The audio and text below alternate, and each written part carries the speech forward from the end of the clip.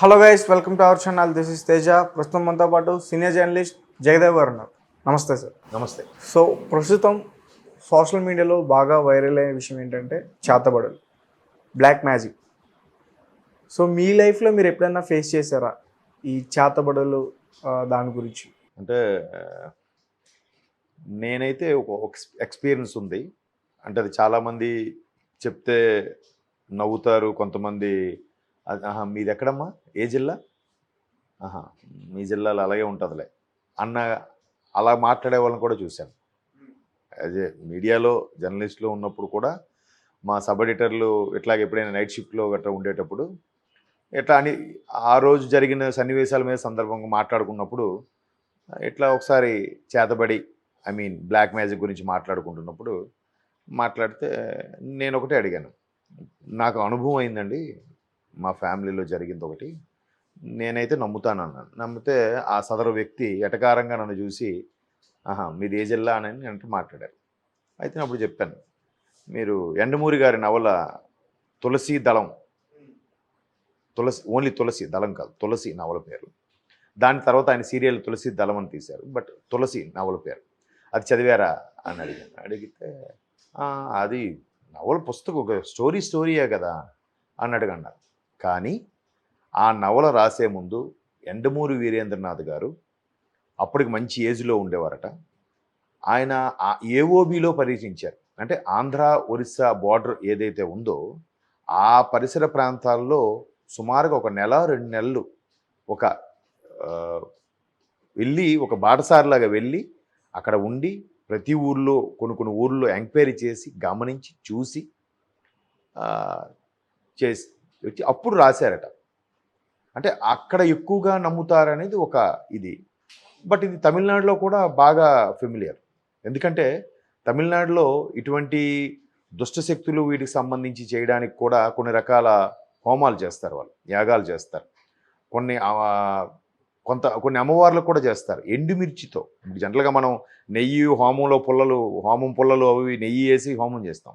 వాళ్ళు మిరపకాయలతో కూడా హోమం చేస్తారంట, కొన్ని రకాల దుష్టశక్తుల్ని పారద్రోలడానికి అని వాళ్ళ నమ్మకం, వాళ్ళు నమ్ముతారు. ఇక్కడ ఆంధ్రాలోకి వచ్చేసరికి తెలంగాణలో ఎట్లా ఉంటుందో నాకు తెలియదు, కానీ మేబీ తెలంగాణలో కూడా కొన్ని ఆ ఒరిస్సా కలిసే బార్డర్లో ఈ రకమైన బ్లాక్ మ్యాజిక్ని నమ్ముతారు. దాన్ని బాణామతి అని, చేతబడి అని, సెల్లంగి అని రకరకాల పేర్లు ఉన్నాయి వాటికి. మళ్ళీ అంటే రీసెంట్గా ఒక సినిమా కూడా వచ్చింది, మీరు చూస్తే విరూపాక్ష బ్లాక్ మ్యాజిక్ సంబంధించిందే. మా ఊరి పొలిమేర అని ఒక సినిమా వచ్చింది, చూసారు. సో అది ఇంచుమించు చేతబడికి సంబంధించినలాగే ఉంటుంది, బట్ అది గుప్త నిధుల కోసం సినిమా, అది విషయం పక్కన పెట్టండి. సో చేతబడి మీరు తులసి నవల చదివితే మీకు క్లియర్గా తెలుస్తుంది. దాన్ని బేస్ చేసి అప్పట్లో రాజేంద్ర ప్రసాద్, భానుప్రియతో సినిమా కూడా తీశారు, కాశ్మోరా అని. మన రీసెంట్గా కార్తీ తీసిన సినిమా కాశ్మోరా కాదు, ఒకప్పటి కాశ్మోరా.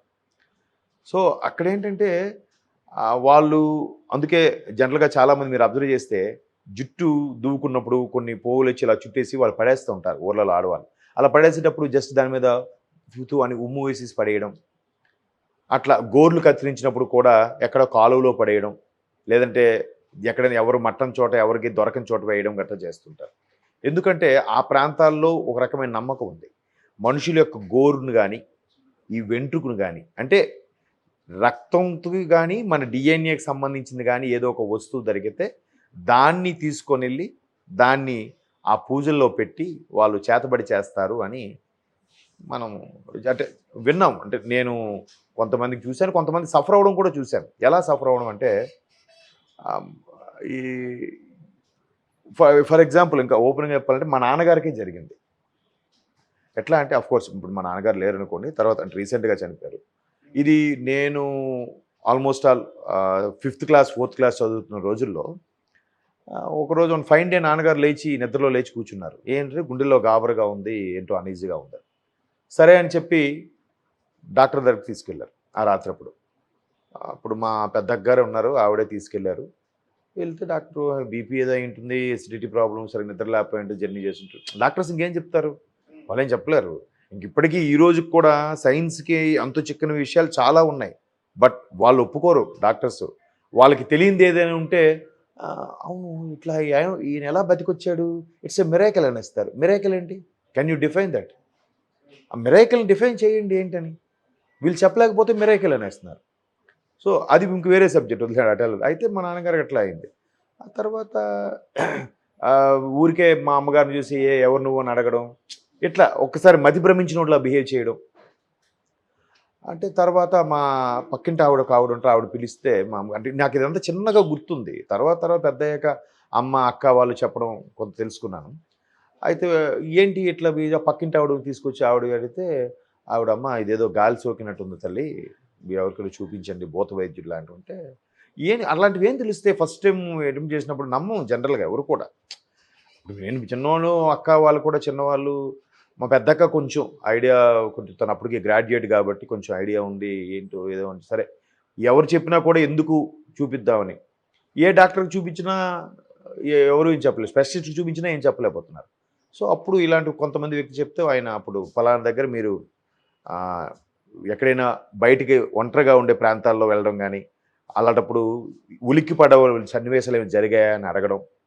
అట్లా ఉలిక్కి పడినప్పుడు కొన్ని రకాలవి శక్తులు, దుష్ట శక్తులు ఆవహిస్తాయని చెప్తారు. అది ఎలా అంటే ఆ దుష్ట శక్తులు కూడా ఎలా ఉంటాయంటే కొంతమంది మనుషులు చనిపోయేటప్పుడు వాళ్ళ తిథులు కానీ వాళ్ళు చనిపోయే నక్షత్రాలు కానీ సరిగ్గా లేకపోతే అప్పుడు వాళ్ళు ఇక్కడే ఆత్మగా తిరుగుతారట. ఆ తిరిగే వాళ్ళని ఈ చేతబడి చేసే వాళ్ళు వాళ్ళని యూటిలైజ్ చేసుకుంటారట, మనుషుల మీదకి ప్రయోగిస్తారట. అంటే ఇది ఎందుకు చెప్తున్నానంటే మా నాన్నగారికి అలా జరిగేటప్పుడు అతను ఒకసారి ఇలాగే మీ ఎవరు ఆ పక్కింటి ఆవిడ వచ్చి ఏంటి ఇలా బిహేవ్ చేస్తున్నా, మాస్టర్ ఎవరు మీరు అని అంటే నేను మా నాన్నగారు మాస్టరే బట్ ఆయన పేరు ఇంకేదో చెప్తున్నారు, నేను పలానా అతను పలానా వీధిలో ఉంటాను ఇలా మాట్లాడుతున్నారు. అది సైంటిఫిక్ పరంగా చూస్తే దాన్ని ఏమంటారు, సైకియాట్రిక్ డిజార్డర్ అంటారు, మల్టిపుల్ డిజార్డర్ పర్సనాలిటీ అంటారు, ఏదో చెప్తారు. గతంలో కూడా ఒక పెద్ద ఆవిడ చిన్నపిల్లలాగా మాట్లాడిందని, చిన్నపిల్లలాగా కలకత్తాలో నేను పలానా వీధిలో పలానా దగ్గర పుట్టి పెరిగానని కూడా చెప్పిందని చెప్పారు. చెప్తే అది గత జన్మ స్మృతులు అన్నారు కొంతమంది అన్నారు ఇలాంటి చేతబడి అయి ఉంటుంది, ఆ చిన్నపిల్లని వీళ్ళ మీద ప్రయోగించారు కాబట్టి కోరికలు తీరకుండా ఆ చిన్నపిల్ల చనిపోయింది కాబట్టి ఇది ప్రయోగించారు కాబట్టి ఈ పెద్ద ఆవిడ ఆ చిన్నపిల్లలా మాట్లాడుతుందని కూడా కొంతమంది చెప్పారు. ఇదే సన్నివేశం ఒకసారి నెల్లూరులో ఎక్కడో జరిగినప్పుడు ఒక చిన్నపిల్ల ఒక 60 ఏళ్ళ ముసలావిడలాగా మాట్లాడింది అనమాట. నాకు ఎంతమంది పిల్లలు, నా కొడుకులు ఎంతమంది, నా కొడుకులు అక్కడ ఉన్నారు ఎక్కడ ఉన్నారని. దాన్ని కూడా మల్టిపుల్ డిజార్డర్ అన్నారు. సైంటిఫిక్ ప్రకారంగా మన చేదస్థం అనుకునే సోకాళ్ళు వీళ్ళు చేతబడి అనుకునే వాళ్ళు లేదేదో ఆవిని ప్రయోగించారు ఎవరో అనుకున్నారు. తీరా అక్కడికి వెళ్ళి ఎంక్వైరీ చేస్తే ఆ పెద్దావిడ ఎవరైతే కొడుకులు కూతురు అన్నారో వాళ్ళందరూ అలాగే ఉన్నారు. నిజమేనంటది. అంటే పెద్దావిడ చనిపోయే తిథులు సరిగ్గా లేకపోవడం, ఇట్లా చేతబడి చేసేవాళ్ళు వాళ్ళని ఉపయోగించుకున్నారని కొంతమంది విశ్లేషణ. అయితే మా నాన్నగారు కూడా అలాగా ఏదో పిచ్చి పిచ్చిగా మాట్లాడడం. అప్పట్లో ఊర్లలో ఏంటంటే అదే సాయిబులు అంటారు ముస్లిమ్స్, వీళ్ళు అటువంటివి తావిత్తులు కట్టడం అవి చేస్తుంటారు. అట్లా చేసినా కూడా అది ఆవహించింది తీసి ఒక జాడీలోకి వేసి పెట్టి దాన్ని ఎక్కడో భూమిలో పాతిమని చెప్తారు. ఒక జాడో లేదంటే ఒక గ్లాస్ బాటిలో అట్లాంటివి అట్లు చేసి పెట్టమంటారు. అప్పుడు నేను చిన్నవాడిని, మా ఇంట్లో అందరూ ఆడపిల్లలే కాబట్టి మా నాన్నగారే మళ్ళీ దాన్ని తీసుకెళ్ళి జనరల్గా వాళ్ళు వెళ్ళకూడదంట, ఎవరికైతే చేయించారో వాళ్ళు వెళ్ళకూడదంట. బట్ మన ఆప్షన్ లేక మా నాన్నగారే మళ్ళీ వెళ్ళారు. సో వెళ్ళడం వల్ల ఏమైందంటే మళ్ళీ అదే ఆవహించింది అని కూడా తర్వాత ఇంకోళ్ళు చెప్పారు. అంటే నాన్నగారికి డిసీజ్ ఏం కనబడేది కాదు కానీ మనిషి బక్కగా అయిపోయేవారు, విపరీతంగా తినేసేవారంట. అంటే ఉదయం తింటే మళ్ళీ మధ్యాహ్నం తినే ఆకలేస్తుందని మళ్ళీ సాయంత్రం తినేవారంట. మళ్ళీ రాత్రికి ఏదైనా టిఫిన్ చేయని చెప్పి మళ్ళీ రాత్రి 9 తినేవారంట. ఎంత ఇచ్చినా తినేసేవారంట, ఆకలేస్తుంది అనేవారంట. అంటే వాళ్ళు చెప్పేది ఏంటంటే ఒక ఇంట్లో వేరే దుష్ట శక్తి ఆవహించింది కాబట్టి ఎంత తిన్నా కూడా ఆకలి సరిపోవట్లేదు, అది కోరుకుంటుంది కాబట్టి అన్నట్టుగా వాళ్ళు చెప్పేవారు. బట్ డాక్టర్స్ దగ్గరికి వెళ్ళి స్కానింగ్లు రిపోర్ట్ ఇందులో ఏమీ దొరికేది కాదు. ఆయన నాన్నగారు ఫ్రెండే ఆయన డాక్టర్ ఎంకేవి పట్నాయక్ గారని, ఆయన కూడా చూసేవారు. అంటే ఇవన్నీ ఇప్పుడు ఇట్లాంటి లైవ్లో చూసిన తర్వాత నమ్మకుండా ఎలా ఉంటాం? ఇప్పుడు అతను చూస్తే నేను దగ్గరికి వెళ్తే ఎవరు నువ్వు పో అని తోసేది. నాకు చిన్న గుర్తు బాగా, ఏంటి మా నాన్నగారు నేను దగ్గరికి వెళ్తే నేను చిన్నోండి కదా, బాగా ముద్దు చేస్తారు కదా, ఎట్లా బిహేవ్ చేస్తున్నారు అన్నట్టుగా కూడా ఉండేది. తెలిసేది కాదు. తర్వాత అమ్మ, అక్కలు వీళ్ళంతా నాన్నకు అప్పుడు ఇలాగా కొంతమంది పడని వాళ్ళు చేపించారు నాన్న అన్నట్టు. అది ఎక్స్పీరియన్స్ అయిన వాడు నమ్ముతాడు, కానివాడు ఏ కథలు చెప్తున్నాడు రా అని అనుకోవచ్చు. ఇప్పుడు మొన్న బ్లాక్ మ్యాజిక్ అని అంటున్నారు. ఆ బ్లాక్ మ్యాజిక్ ఏంటది విరూపాక్షలో చూపించారుగా. ఆ డైరెక్టర్ కూడా ఇటువంటివి ఏవో అనుభవం అయింటే కదా తీసుంటారుగా. నెక్స్ట్ ఈ చేతబడి చేసే వాళ్ళు కూడా ఏదో సరదాగా నేర్చుకుంటారంట. తర్వాత ఆ నేర్చుకున్న దానికి ఆ శక్తి వీళ్ళని ప్రేరేపిస్తుంది. నువ్వు నేర్చుకున్నావు కాబట్టి ఖచ్చితంగా 3 నెలలకు 6 నెలలకు ఒక బలివు అని అడుగుతుందంట. అలా ఇవ్వని పక్షంలో వాళ్ళ ఇంట్లో కొంతమందినే బలి తీసుకునే అవకాశాలు కూడా ఉంటాయట, వాళ్ళకి ఇష్టమైన వాళ్ళని వీలుగాని ఇవ్వకపోతే. అందుకే చాలా ఊర్లలో కూడా నేను విన్నది, నేను చూసింది కూడా, అట్లా ఎవరైనా అనుమానం వచ్చి వీడు చేస్తున్నాడు వీడి వల్లే చనిపోయారా అనుకున్న వాళ్ళకి ఫస్ట్ వాళ్ళు ఏం చేస్తారు, చెట్టు కట్టేసి కొట్టేసి ఫస్ట్ పళ్ళు పీకేస్తారు వాళ్ళని. పళ్ళు ఎందుకు పీకేస్తారంటే ఏదైనా ఇట్లాంటివి చేసేటప్పుడు మంత్రోచ్చారణ అనేది కరెక్ట్గా ఉండాలి. మంత్రోచ్చారణ సరిగ్గా లేకపోతే ఆ మంత్రం ఫలించకపోతే వాడు అనుకున్నది సిద్ధించదు. సో పళ్ళు లేకపోతే సరి పలకలేరుగా, సుని గాలి వచ్చేస్తుందిగా. సో అందుకు పళ్ళు పీకేసి వాడిని చంపకుండా పళ్ళు తీసి వదిలేస్తారు. అట్లా చాలా ఊర్లో జరిగాయి. ఎవరేమైతే అనుమానం వచ్చిందో కొంతమంది చంపేసేవారు కూడా. ఒరిస్సాలో అయితే కొన్ని దగ్గరలో చంపేయడం కూడా జరిగింది. గ్రామ ప్రజలందరూ కలిసేవాడిని, ఇట్లాంటి వాడు బతకూడదు అనే ఉద్దేశంలో. ఇప్పుడు మనకి విరూపాక్షలు చూపించేది అదే కదా. వీడు ఏదో చేస్తున్నాడనే ఉద్దేశంలో ఆ తండ్రిని చంపేస్తారు. తండ్రి మంచి కోసమే చేస్తాడు, చంపేస్తాడు. దాన్ని వీళ్ళు మిస్యూజ్ చేస్తారు పిల్లలు కదా. అదే కదా స్టోరీ. అవి ఉన్నాయి, చాలా దగ్గర ఉన్నాయి.